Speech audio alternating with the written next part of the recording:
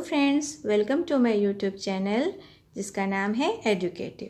और आज हम पढ़ रहे हैं बच्चों चैप्टर 1 न्यूट्रिशन इन प्लांट्स। बच्चों, इस चैप्टर का फर्स्ट पार्ट हम पिछली वीडियो में कवर कर चुके हैं और ये इस चैप्टर का सेकंड पार्ट है। और फर्स्ट पार्ट को देखने के लिए आपको क्या करना है, ऊपर जो आई बटन लगा है उसको क्लिक कीजिए, जिससे आप उसको देख पाएंगे और चैप्टर को अच्छे से समझ पाएंगे। तो चलिए स्टार्ट करते हैं आज की वीडियो। तो बच्चों, पिछली वीडियो में हमने पढ़ा था कि जो ग्रीन प्लांट्स हैं वो अपना भोजन खुद प्रिपेयर करते हैं, अपना फूड खुद प्रिपेयर करते हैं।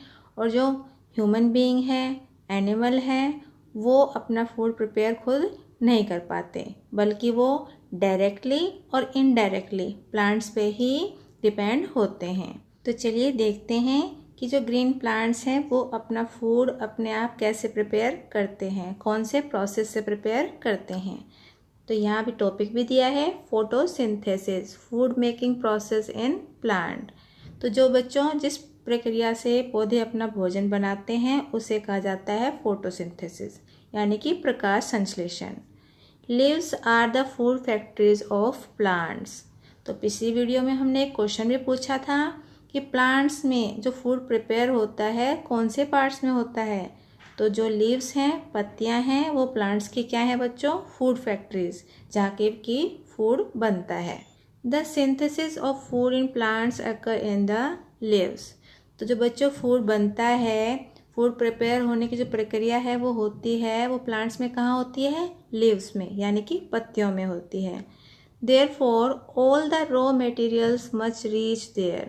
और इसीलिए जितना भी कच्चा माल चाहिए होता है, जो जो कच्चे मटेरियल चाहिए होते हैं, उनको वहाँ पर पहुँचाया जाता है। Water and minerals present in the soil are absorbed by the roots and transported to the leaves। तो जो बच्चों खनिज और पानी जो सॉइल में यानी कि मिट्टी में प्रेजेंट होता है, उसको रूट्स यानी कि जड़ें क्या करती हैं, एब्जॉर्ब करती हैं, सोखती हैं और पत्तियों तक पहुंचाती हैं। Carbon dioxide from air is taken in through the tiny pores present on the surface of the leaves. और जो एटमॉस्फेयर में एयर में कार्बन डाइऑक्साइड होती है वो कैसे एब्जॉर्ब होती है पत्तियों में, पत्तियों की जो सरफेस होती है उस पर छोटे छोटे पोर्स होते हैं, उनके थ्रू वो उसको एब्जॉर्ब करती हैं। These pores are surrounded by guard cell, such pores are called stomata. और जो ये पोर्स हैं ये किससे घिरे होते हैं, गार्ड सेल से घिरे होते हैं, और इन्हीं पोर्स को क्या कहा जाता है बच्चों, स्टोमेटा। अब देखिए यहाँ फिर से यहाँ कौन आ गया है, पहेली। और ये फिर से कोई क्वेश्चन पूछ रही है। पहेली wants to know what is so special about the leaves that they can synthesize food but other parts of the plant can not. तो बच्चों ये क्या पूछ रही है, ये पूछ रही है कि ऐसा पत्तियों में क्या होता है स्पेशल जिससे वहाँ पर फूड प्रिपेयर हो सकता है, लेकिन प्लांट्स के और पार्ट्स में नहीं हो पाता। तो क्या आप जानते हैं ऐसा क्या है, बताते हैं आपको। The leaves have a green pigment called chlorophyll.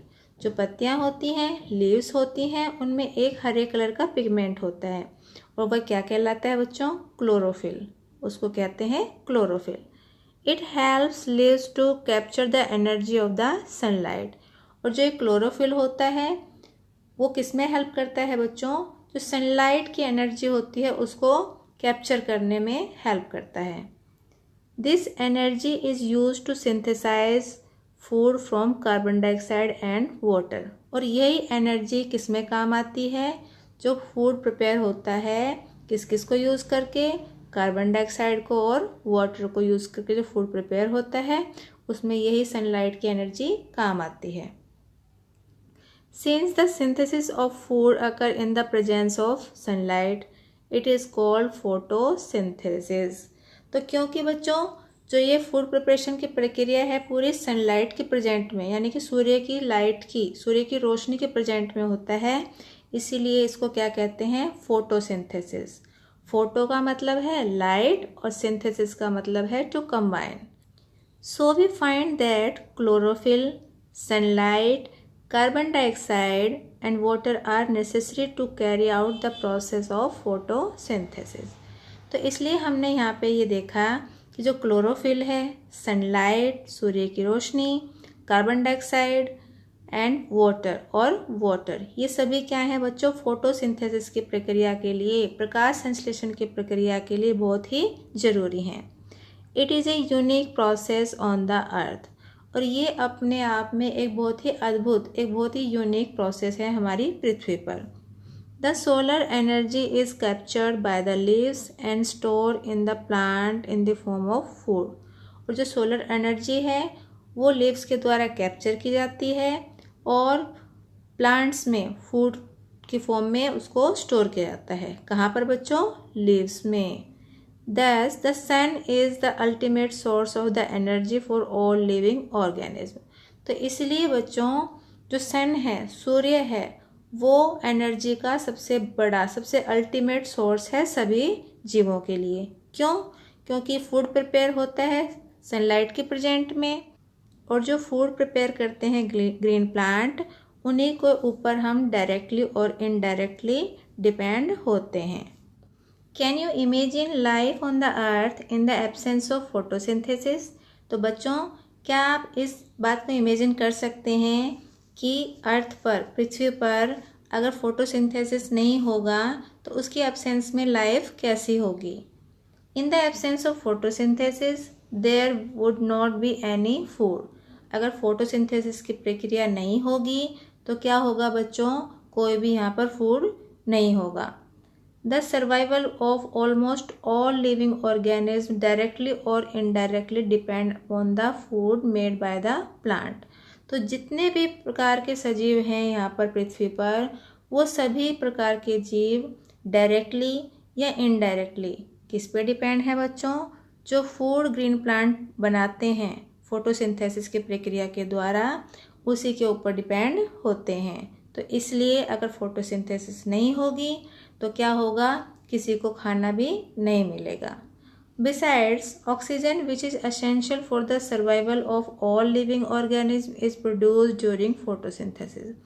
और इसके साथ साथ बच्चों आप जानते होंगे कि जो ऑक्सीजन है हमारे जीवन के लिए सबसे ज़रूरी जो गैस है, जिसको हम ब्रीदिंग के दौरान लेते हैं, वो भी हमें कहाँ से प्राप्त होती है?